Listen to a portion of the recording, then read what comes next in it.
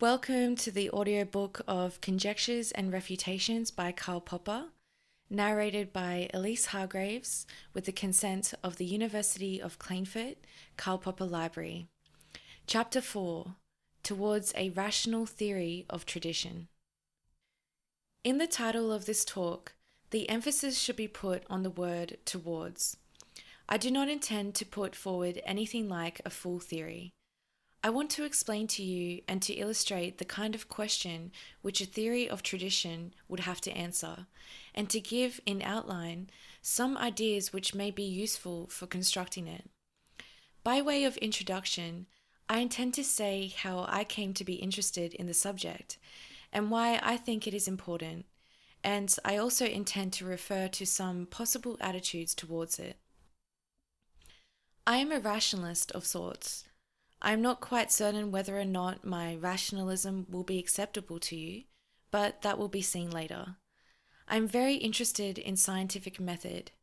Having studied for some time the methods of the natural sciences, I felt that it might be interesting to study also the methods of the social sciences. It was then that I first met with the problem of tradition. The anti-rationalists in the field of politics, social theory, and so on usually suggest that this problem cannot be tackled by any kind of rational theory. Their attitude is to accept tradition as something just given. You have to take it. You cannot rationalize it. It plays an important role in society, and you can only understand its significance and accept it. The most important name associated with this anti-rationalist view is that of Edmund Burke. He fought, as you know, against the ideas of the French Revolution, and his most effective weapon was his analysis of the importance of that irrational power which we call tradition. I mention Burke because I think he has never been properly answered by rationalists.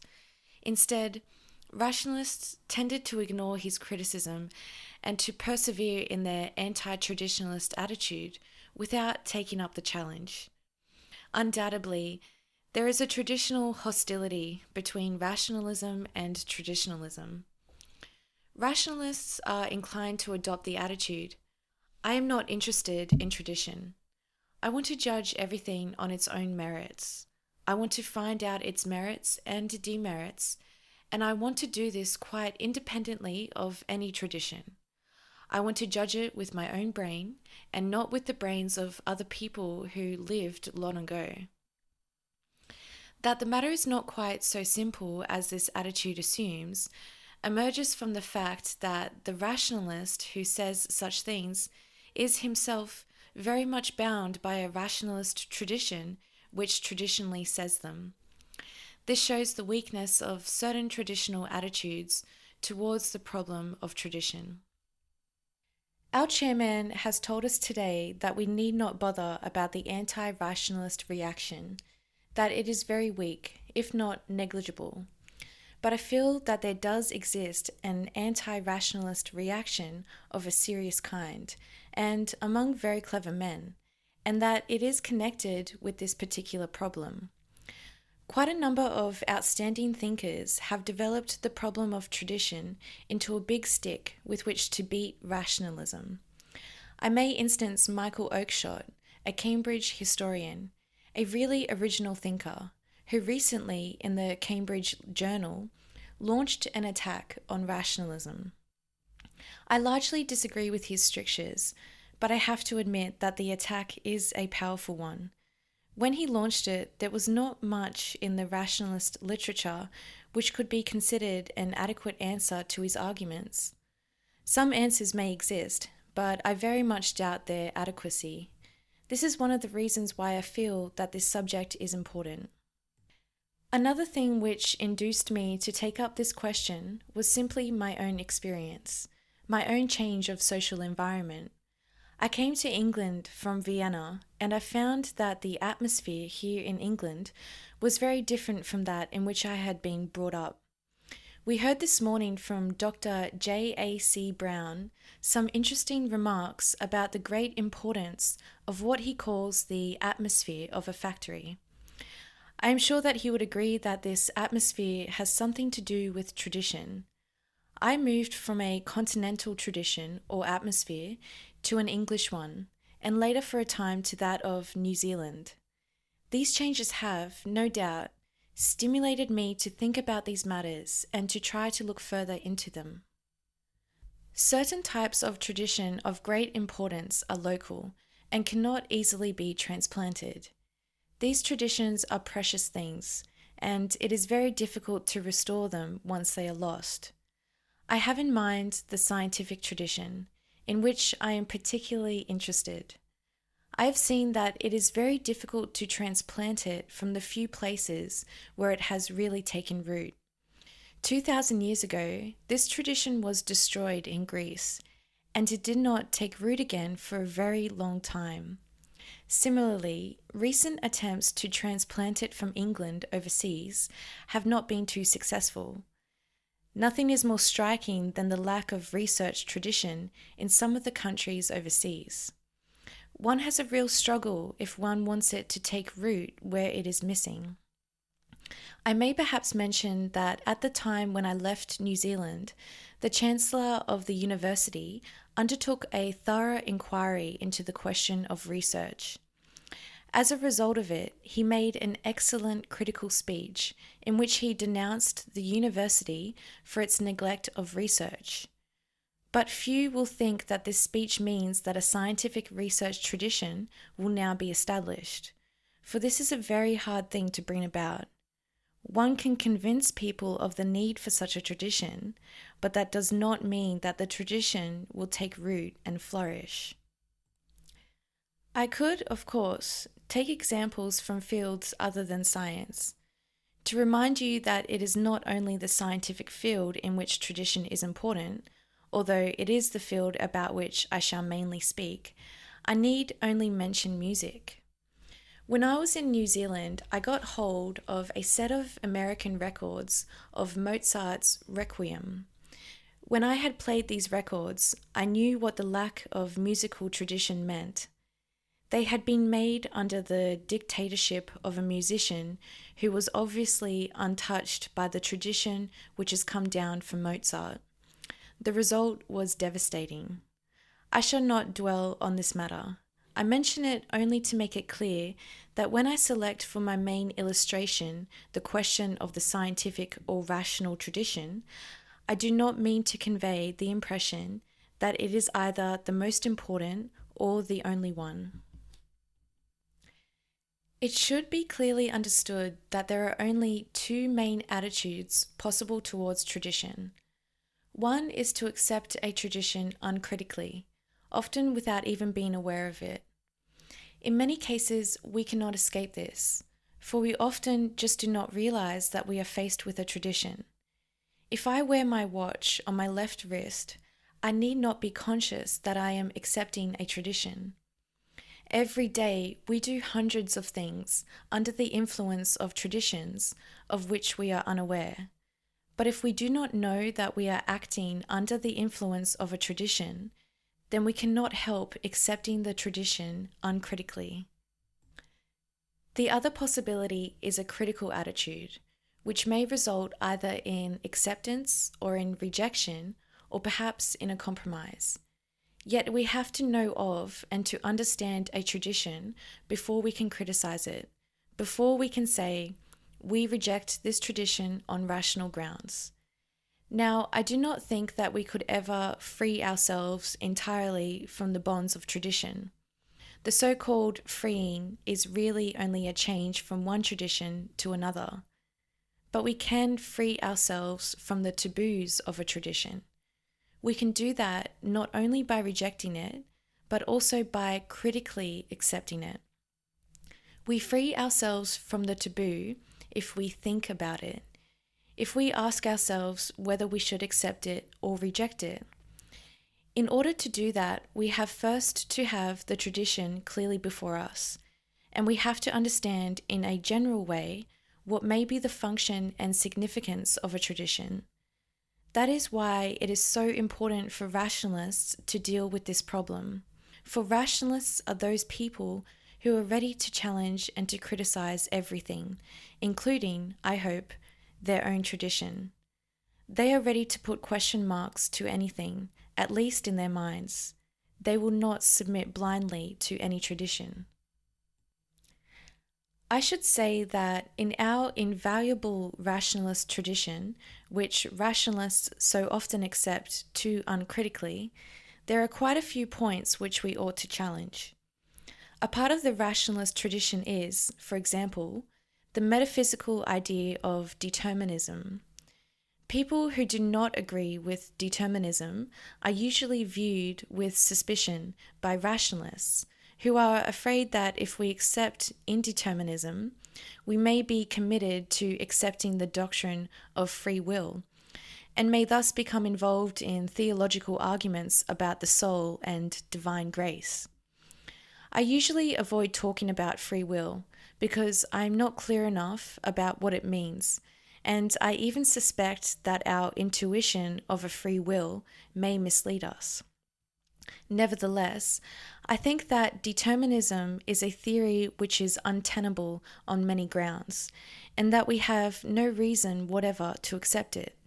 Indeed, I think that it is important for us to get rid of the determinist element in the rationalist tradition. It is not only untenable, but it creates endless trouble for us. It is, for this reason, important to realize that indeterminism, that is, the denial of determinism, does not necessarily involve us in any doctrine about our will or about responsibility. Another element in the rationalist tradition which we should question is the idea of observationalism, the idea that we know about the world because we look around, open our eyes and ears, and take down what we see, hear, and so on, and that this is what constitutes the material of our knowledge. This is an extremely deep-rooted prejudice and is, I think, an idea which impedes the understanding of scientific method. I shall return to this point later. So much by way of introduction. Now, I come to a brief outline of the task of a theory of tradition. A theory of tradition must be a sociological theory, because tradition is obviously a social phenomenon. I mention this because I wish briefly to discuss with you the task of the theoretical social sciences. This has often been misunderstood. In order to explain what is, I think, the central task of social science, I should like to begin by describing a theory which is held by very many rationalists, a theory which I think implies exactly the opposite of the true aim of the social sciences. I shall call this theory the conspiracy theory of society. This theory, which is more primitive than most forms of theism, is akin to Homer's theory of society. Homer conceived the power of the gods in such a way that whatever happened on the plain before Troy was only a reflection of the various conspiracies on Olympus. The conspiracy theory of society is just a version of this theism, of a belief in gods whose whims and wills rule everything. It comes from abandoning God and then asking, who is in his place? His place is then filled by various powerful men and groups, sinister pressure groups, who are to be blamed for having planned the Great Depression and all the evils from which we suffer. The conspiracy theory of society is very widespread, and it has very little truth in it. Only when conspiracy theoreticians come into power does it become something like a theory which accounts for things which actually happen, a case of what I have called the Oedipus effect. For example, when Hitler came into power, believing in the conspiracy myth of the learned elders of Zion, he tried to outdo their conspiracy with his own counter-conspiracy. But the interesting thing is that such a conspiracy never, or hardly ever, turns out in the way that it is intended. This remark can be taken as a clue to what is the true task of a social theory. Hitler, I said, made a conspiracy that failed. Why did it fail? Not just because other people conspired against Hitler, it failed simply because it is one of the striking things about social life that nothing ever comes off exactly as intended. Things always turn out a little bit differently. We hardly ever produce in social life precisely the effect that we wish to produce, and we usually get things that we do not want into the bargain. Of course, we act with certain aims in mind, but apart from these aims, which we may or may not really achieve, there are always certain unwanted consequences of our actions, and usually these unwanted consequences cannot be eliminated. To explain why they cannot be eliminated is the major task of social theory. I will give you a very simple example. Let us say that a man in a small village must sell his house. Not long before, there was a man who bought a house in that village because he needed one urgently. Now there is a seller.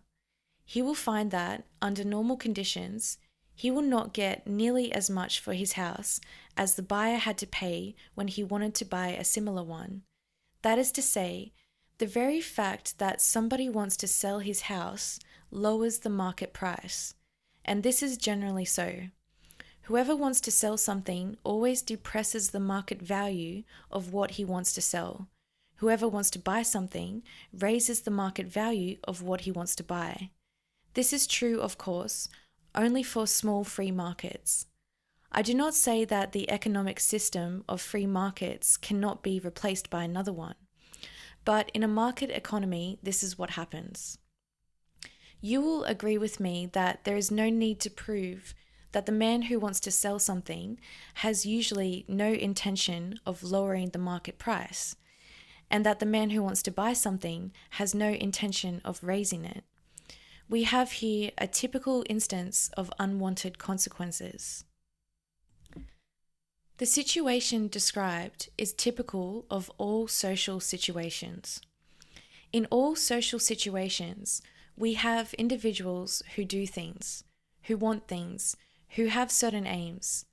Insofar as they act in the way in which they want to act and realize the aims which they intend to realize, no problem arises for the social sciences, except the problem whether their wants and aims can perhaps be socially explained, for example, by certain traditions. The characteristic problems of the social sciences arise only out of our wish to know the unintended consequences, and more especially the unwanted consequences, which may arise if we do certain things. We wish to foresee not only the direct consequences, but also these unwanted indirect consequences. Why should we wish to foresee them? Either because of our scientific curiosity or because we want to be prepared for them. We may wish, if possible, to meet them and prevent them from becoming too important. This means, again, action, and with it, the creation of further unwanted consequences. I think that the people who approach the social sciences with a ready-made conspiracy theory thereby deny themselves the possibility of ever understanding what the task of the social sciences is, for they assume that we can explain practically everything in society by asking who wanted it, whereas the real task of the social sciences is to explain those things which nobody wants, such as, for example, a war or a depression.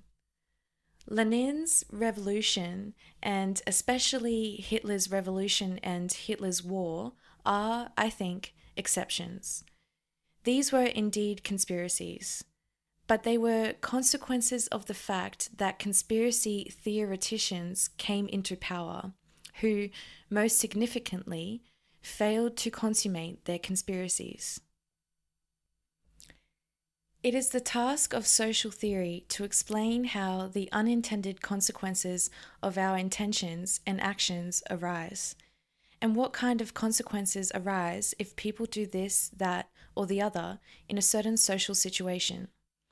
And it is, especially, the task of the social sciences to analyze in this way the existence and the functioning of institutions, such as police forces, or insurance companies, or schools, or governments, and of social collectives, such as states, or nations, or classes, or other social groups. The conspiracy theorist will believe that institutions can be understood completely as the result of conscious design, and as to collectives, he usually ascribes to them a kind of group personality, treating them as conspiring agents, just as if they were individual men. As opposed to this view, the social theorist should recognize that the persistence of institutions and collectives creates a problem to be solved in terms of an analysis of individual social actions and their unintended and often unwanted social consequences, as well as their intended ones. The task of a theory of tradition must be viewed in a similar light. It is only very rarely that people consciously wish to create a tradition, and even in these cases, they are not likely to succeed. On the other hand, people who never dreamt of creating a tradition may nevertheless do so, without having any such intention. Thus, we arrive at one of the problems of the theory of tradition. How do traditions arise? And, more important, how do they persist? As the possibly unintended consequences of people's actions. A second and more important problem is this: what is the function of tradition in social life? Has it any function which is rationally understandable, in the way in which we can give an account of the function of schools, or of the police force, or of a grocer's shop, the stock exchange, or other such social institutions? Can we analyze the functions of traditions? That is perhaps the main task of a theory of tradition. My way of approaching this task will be to analyze a particular tradition, the rational or scientific tradition, as an example, and I intend later to make use of this analysis for various purposes. My main purpose will be to draw a parallel between, on the one side, the theories which, after being submitted to scientific tests, are held as a result of the rational or critical attitude, in the main, that is, scientific hypotheses, and the way they help us to orientate ourselves in this world, and, on the other side, beliefs, attitudes, and traditions in general, and the way they may help us to orientate ourselves, especially in the social world. The peculiar thing which we call scientific tradition has often been discussed.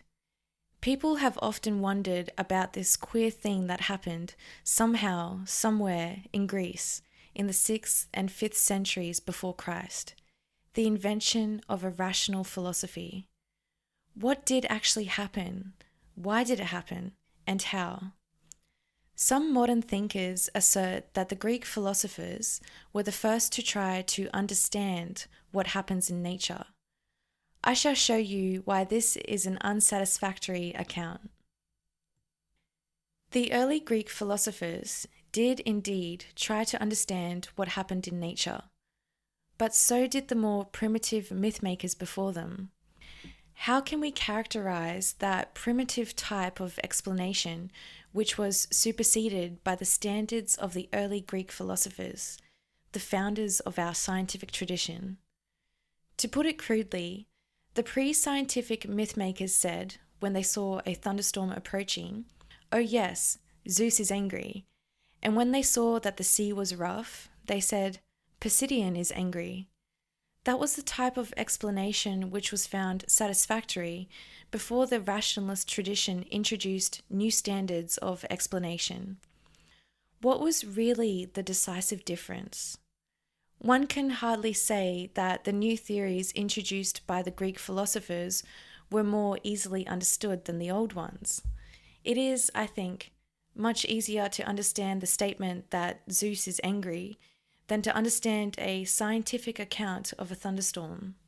And the statement that Pisidian is angry is for me a much simpler and more easily understandable explanation of the high waves of the sea than one in terms of friction between the air and the surface of the water. I think that the innovation which the early Greek philosophers introduced was roughly this. They began to discuss these matters. Instead of accepting the religious tradition uncritically and as unalterable, like children who protest if Auntie alters one word of their favourite fairy tale, instead of merely handing on a tradition, they challenged it, and sometimes even invented a new myth in the place of the old one. We have, I think, to admit that the new stories which they put in the place of the old were fundamentally myths, just as the old stories were, but there are two things about them to be noticed. First, they were not just repetitions or rearrangements of the old stories, but contained new elements. Not that this in itself is a very great virtue, but the second and main thing is this. The Greek philosophers invented a new tradition, the tradition of adopting a critical attitude towards the myths, the tradition of discussing them, the tradition of not only telling a myth, but also of being challenged by the man to whom it is told. Telling their myth, they were ready, in their turn, to listen to what their listener thought about it, admitting thereby the possibility that he might perhaps have a better explanation than they. This was a thing that had not happened before. A new way of asking questions arose.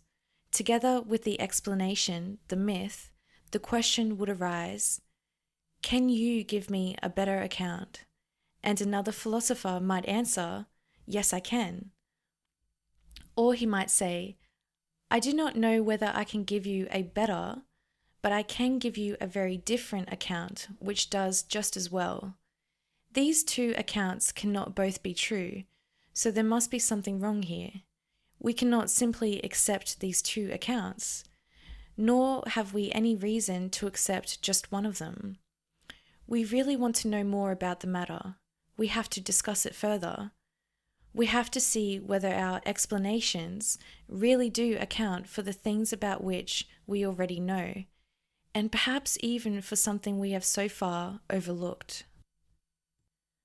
My thesis is that what we call science is differentiated from the older myths, not by being something distinct from a myth, but by being accompanied by a second-order tradition, that of critically discussing the myth. Before, there was only the first-order tradition. A definite story was handed on. Later, there was still, of course, a story to be handed on, but with it went something like a silent accompanying text of a second-order character. I hand it on to you, but tell me what you think of it. Think it over. Perhaps you can give us a different story. This second-order tradition was the critical or argumentative attitude. It was, I believe, a new thing, and it is still the fundamentally important thing about the scientific tradition. If we understand that, then we shall have an altogether different attitude towards quite a number of problems of scientific method. We shall understand that, in a certain sense, science is myth-making just as religion is.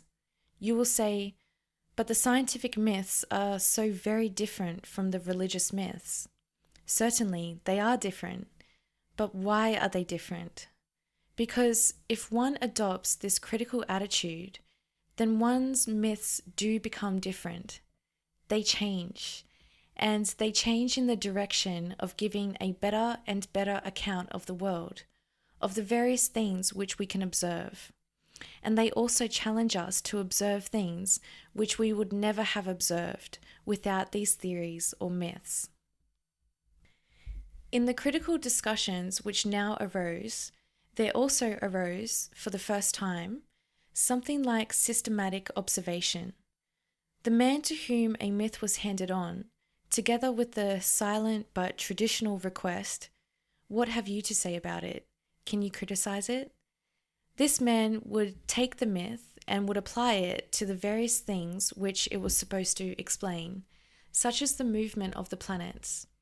Then he would say, "I do not think that this myth is very good, because it does not explain the actual observable movement of the planets, or whatever it might be. Thus, it is the myth or the theory which leads to and guides our systematic observations. Observations undertaken with the intention of probing into the truth of the theory or the myth. From this point of view, the growth of the theories of science should not be considered as the result of the collection or accumulation of observations. On the contrary, the observations and their accumulation should be considered as the result of the growth of the scientific theories." This is what I have called the searchlight theory of science, the view that science itself throws new light on things, that it not only solves problems, but that in doing so, it creates many more, and that it not only profits from observations, but leads to new ones. If, in this way, we look out for new observations with the intention of probing into the truth of our myths, we need not be astonished if we find that myths handled in this rough manner change their character, and that in time they become what one might call more realistic, or that they agree better with observable facts.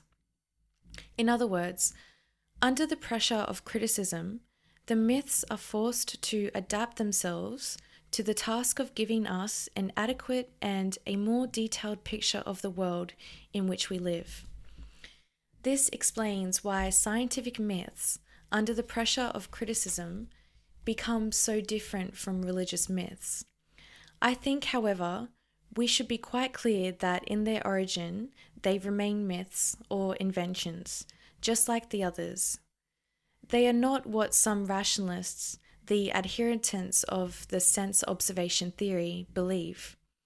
They are not digests of observations. Let me repeat this important point. Scientific theories are not just the results of observation. They are, in the main, the products of myth-making and of tests. Tests proceed partially by way of observation, and observation is thus very important. But its function is not that of producing theories. It plays its role in rejecting, eliminating, and criticizing theories, and it challenges us to produce new myths, new theories, which may stand up to these observational tests. Only if we understand this can we understand the importance of tradition for science. Those among you who hold the opposite view and who believe that scientific theories are the result of observations, I challenge to start observing here and now and to give me the scientific results of your observations. You may say that this is unfair and that there is nothing very remarkable to observe here and now. But even if you go on to the end of your lives, notebook in hand, writing down everything you observe, and if you finally bequeath this important notebook to the Royal Society, asking them to make science out of it, then the Royal Society might perhaps preserve it as a curiosity, but decidedly not as a source of knowledge. It might be lost, perhaps in some cellar of the British Museum, which, as you know, cannot afford to catalogue most of its treasures, but more likely it will end up on a rubbish heap. But you may get something of scientific interest if you say, "Here are the theories which some scientists hold today. These theories demand that such and such things should be observable under such and such conditions.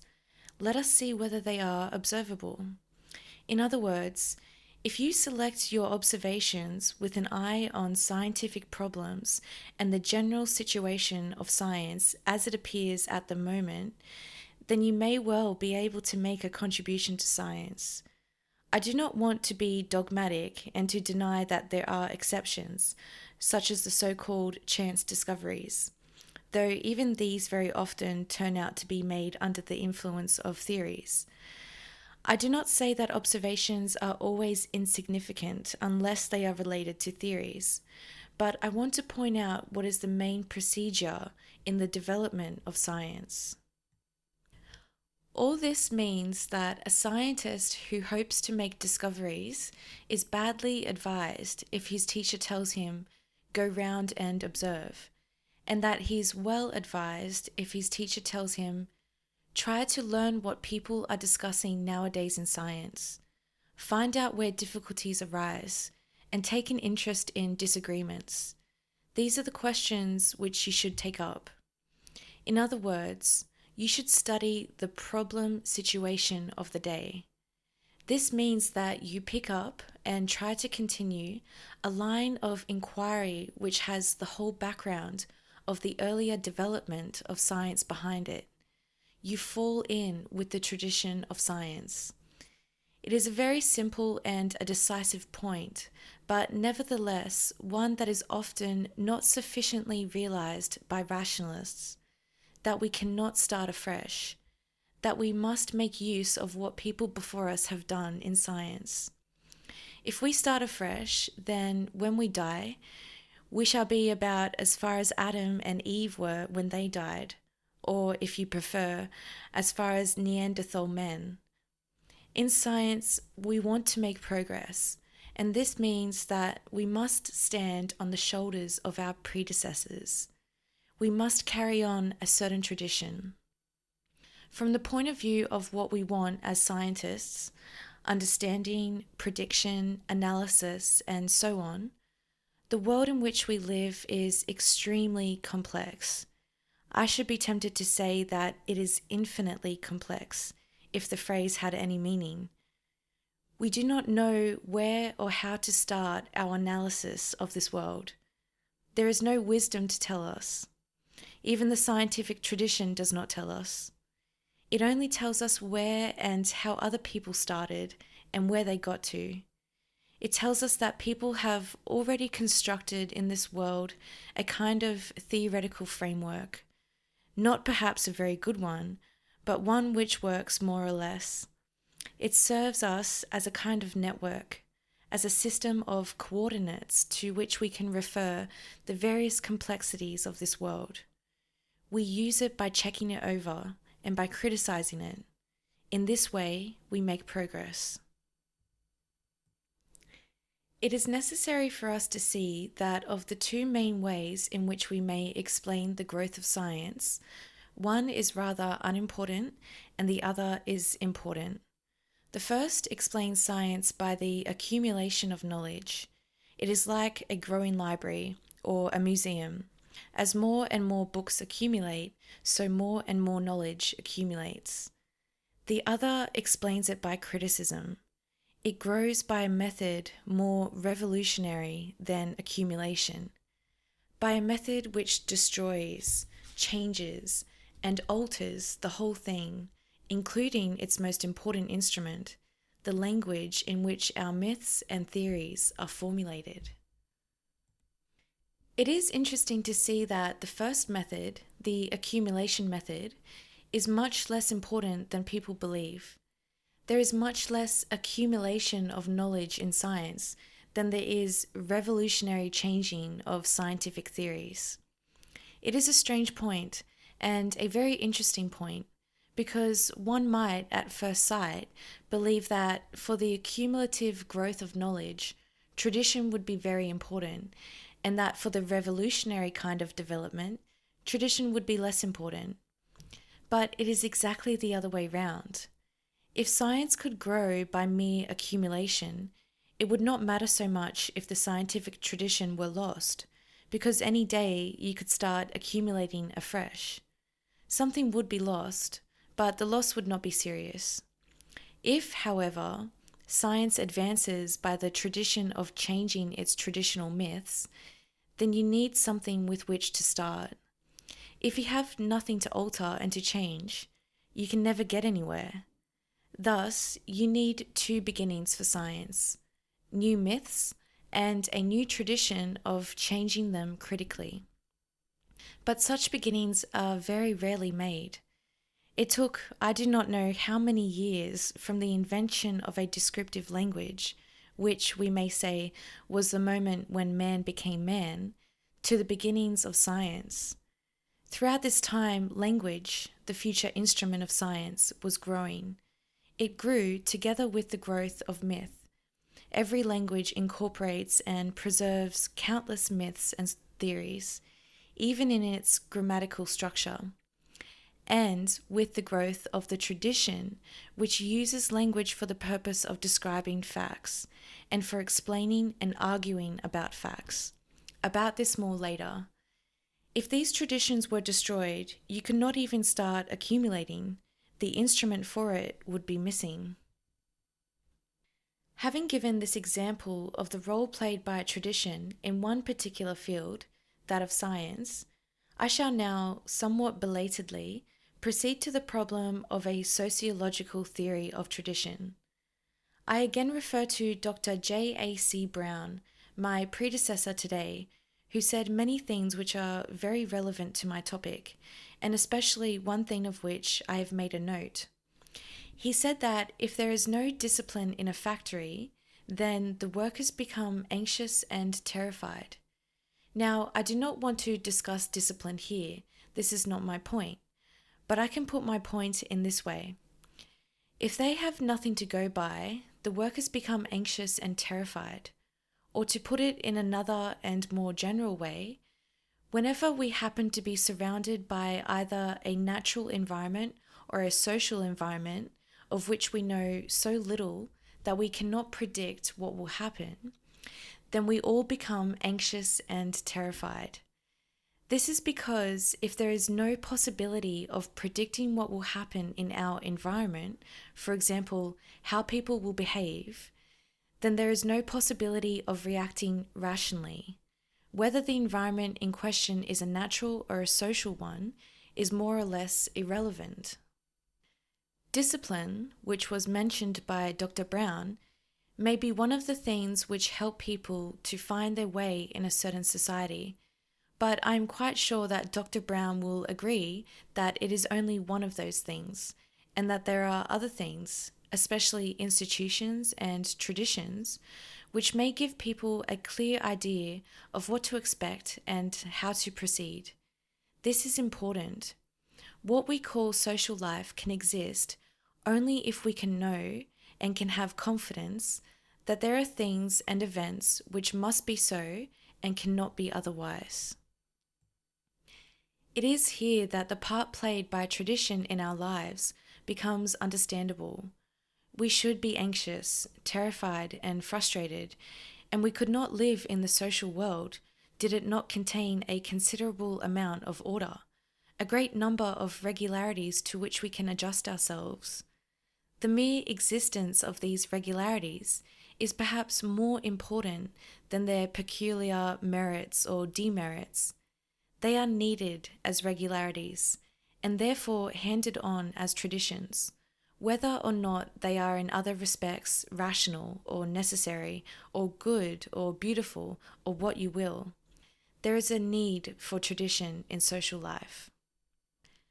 Thus, the creation of traditions plays a role similar to that of theories.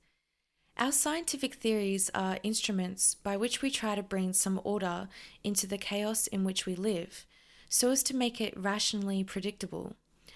I do not want you to take this as a deep philosophical pronouncement.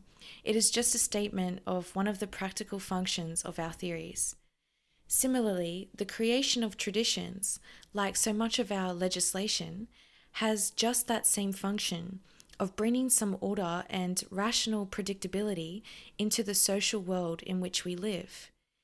It is not possible for you to act rationally in the world if you have no idea how it will respond to your actions. Every rational action assumes a certain system of reference which responds in a predictable or partially predictable way. Just as the invention of myths or theories in the field of natural science has a function, that of helping us to bring order into the events of nature, so has the creation of traditions in the field of society. The analogy between the role of myths or theories in science and the role of traditions in society goes further. We must remember that the great importance of myths in scientific method was that they could become the objects of criticism and that they could be changed. Similarly, traditions have the important double function of not only creating a certain order or something like a social structure, but also giving us something upon which we can operate, something that we can criticize and change. This point is decisive for us as rationalists and as social reformers.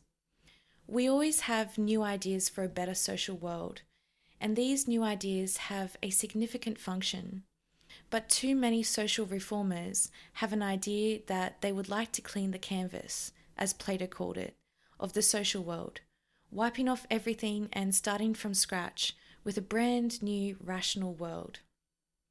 This idea is nonsense and impossible to realize. If you construct a rational world afresh, there is no reason to believe that it will be a happy world. There is no reason to believe that the blueprinted world will be any better than the world in which we live. Why should it be any better? An engineer does not create a motor engine just from the blueprints. He develops it from earlier models. He changes it. He alters it over and over again.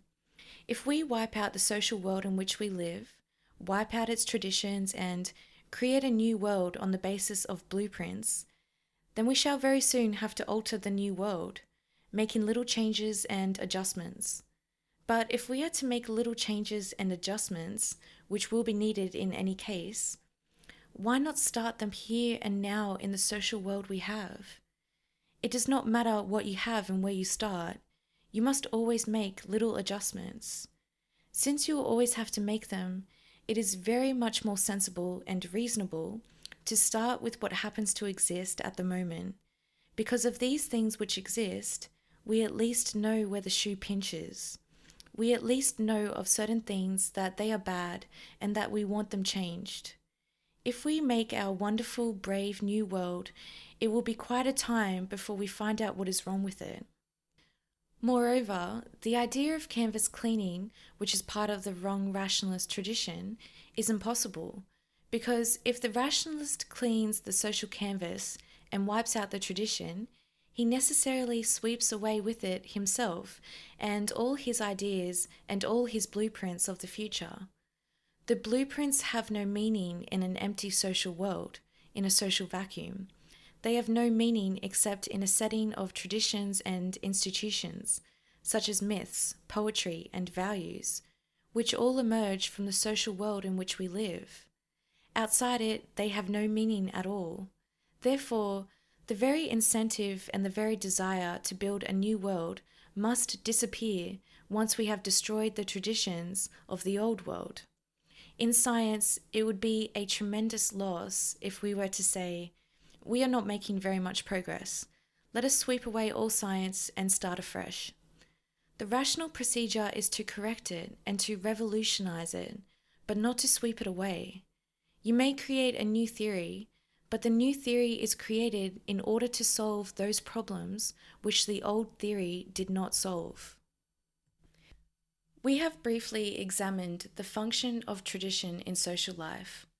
What we found may now help us to answer the question how traditions arise, how they are handed on, and how they may become stereotyped, all these being unintended consequences of human actions. We can now understand why people not only try to learn the laws of their natural environment and to teach them to others, often in the form of myth, but why they also try to learn the traditions of their social environment. We can now understand why people, especially primitive peoples and children, are inclined to cling to anything that may be or become a uniformity in their lives. They cling to myths. and they tend to cling to uniformities in their own behaviour first, because they are afraid of irregularity and change, and therefore afraid to originate irregularity and change. And secondly, because they wish to reassure others of their rationality or predictability, perhaps in the hope of making them act in a similar way. Thus, they tend to both create traditions and to reaffirm those they find, by carefully conforming to them, and by anxiously insisting that others conform to them also. This is how traditional taboos arise, and how they are handed on. This partially explains the strongly emotional intolerance which is characteristic of all traditionalism, an intolerance against which rationalists have always and rightly stood out. But we now see clearly that those rationalists who, because of this tendency, were led on to attack traditions as such, were mistaken.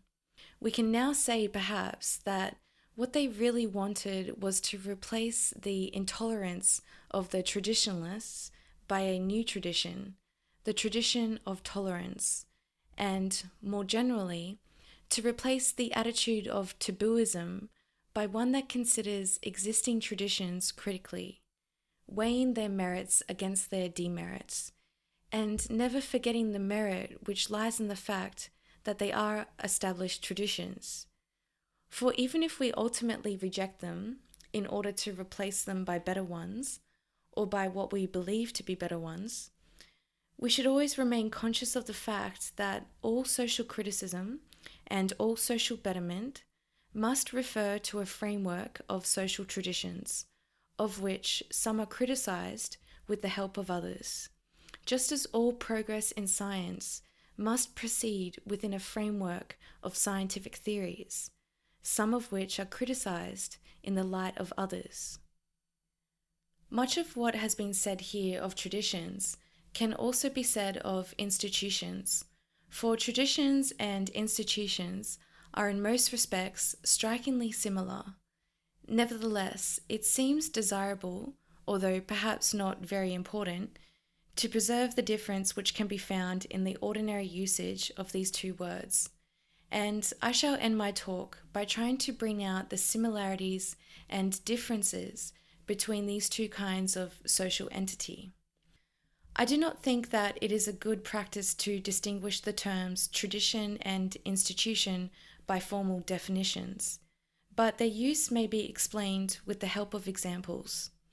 In fact, I have done this already, since I have mentioned schools, a police force, a grocer's shop, and the stock exchange as examples of social institutions, and elsewhere such things as the burning interest in scientific research, or the scientist's critical attitude, or the attitude of tolerance, or the intolerance of the traditionalist, or for that matter, of the rationalist, as examples of traditions.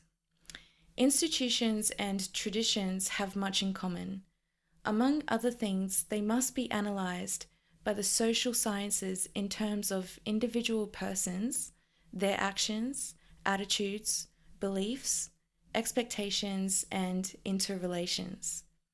But we may say, perhaps, that we are inclined to speak of institutions wherever a changing body of people observe a certain set of norms or fulfill certain prima facie social functions, such as teaching, policing, or selling groceries, which serve certain prima facie social purposes, such as the propagation of knowledge or protection from violence or starvation.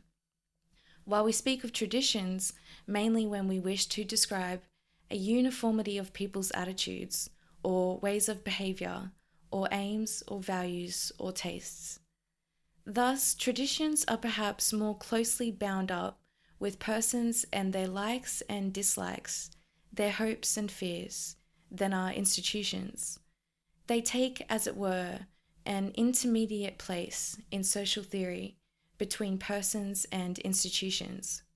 We speak more naturally of a living tradition than of a living institution. The difference in question may be made clearer by reference to what I have sometimes called the ambivalence of social institutions, or the fact that a social institution may, in certain circumstances, function in a way which strikingly contrasts with its prima facie or proper function. Of the perversion of boarding schools from their proper function, Dickens had much to say. And it has happened that a police force, instead of protecting people from violence and blackmail, has used threats of violence or of imprisonment in order to blackmail them. Similarly, the institution of a parliamentary opposition, one of whose prima facie functions is to prevent the government from stealing the taxpayers' money, has worked in certain countries in a different way, by becoming an instrument for the proportional division of the spoils. The ambivalence of social institutions is connected with their character, with the fact that they perform certain prima facie functions, and with the fact that institutions can be controlled only by persons who are fallible, or by other institutions, which are therefore fallible also. The ambivalence can undoubtedly be much reduced by carefully constructed institutional checks, but it is impossible to eliminate it completely. The working of institutions, as of fortresses, depends ultimately upon the persons who man them, and the best that can be done by way of institutional control is to give a superior chance to those persons, if there are any, who intend to use the institutions for their proper social purpose. It is here that traditions may play an important role as intermediaries between persons and institutions.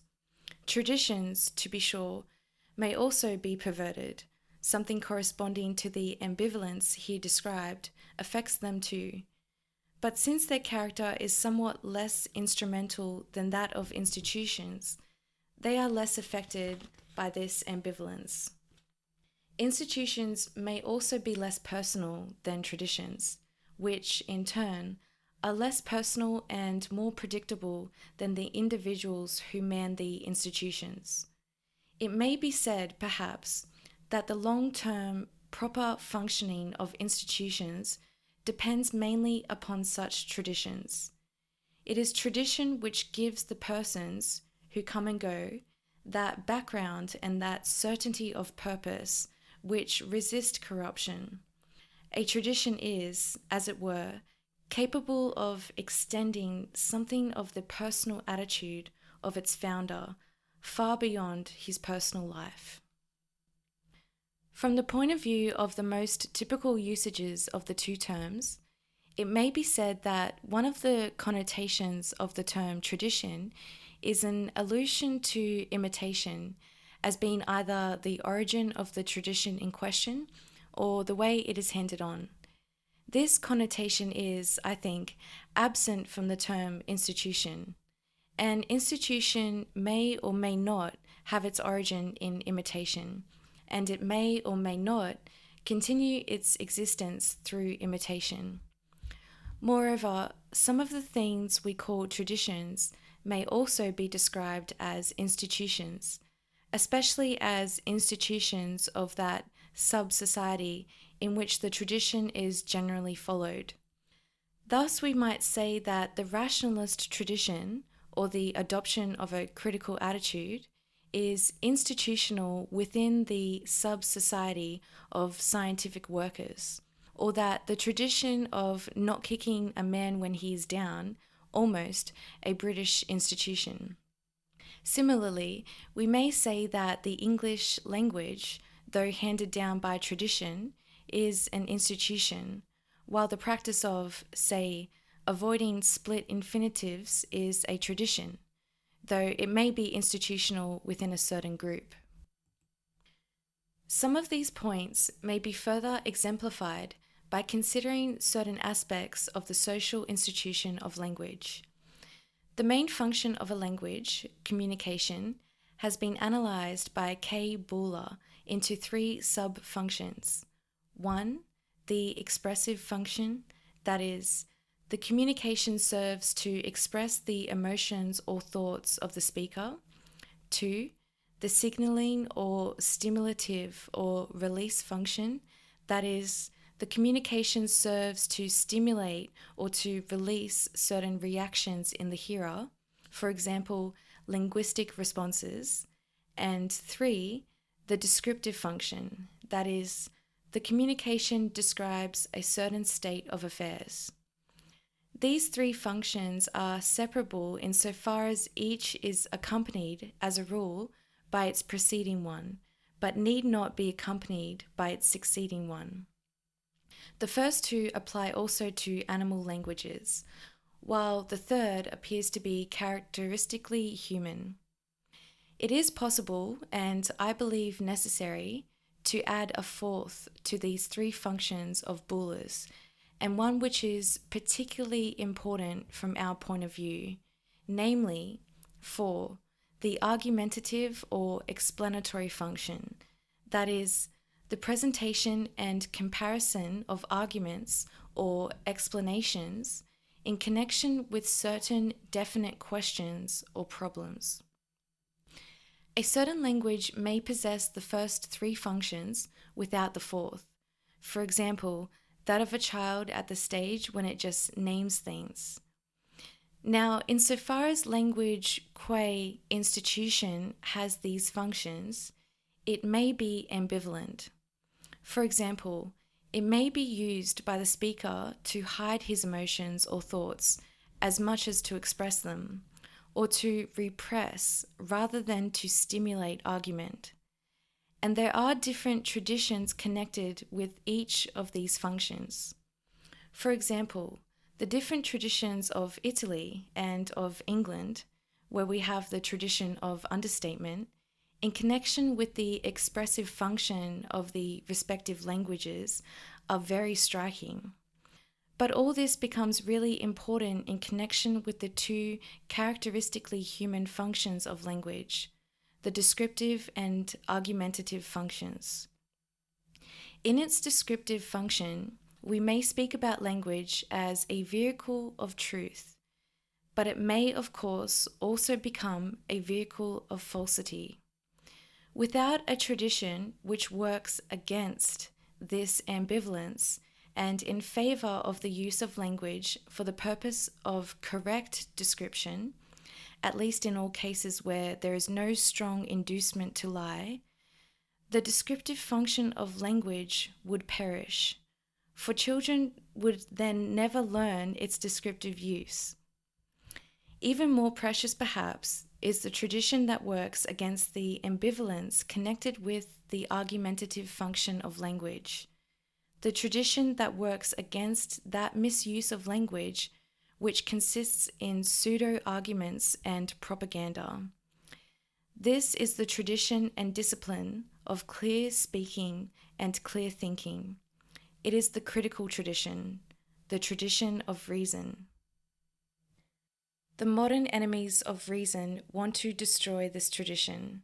They want to do this by destroying and perverting the argumentative and perhaps even the descriptive functions of the human language, by a romantic revision to its emotive functions, the expressive. There is too much talk about self-expression, and perhaps the signalling or stimulative function. We see this tendency very clearly at work in certain types of modern poetry, prose, and philosophy, in a philosophy which does not argue because it has no arguable problems. The new enemies of reason are sometimes anti-traditionalists who seek new and impressive means of self-expression or of communication, and sometimes traditionalists who extol the wisdom of the linguistic tradition. Both uphold implicitly a theory of language that sees no more than the first or perhaps the second of its functions, while in their practice they support the flight from reason and from the great tradition of intellectual responsibility.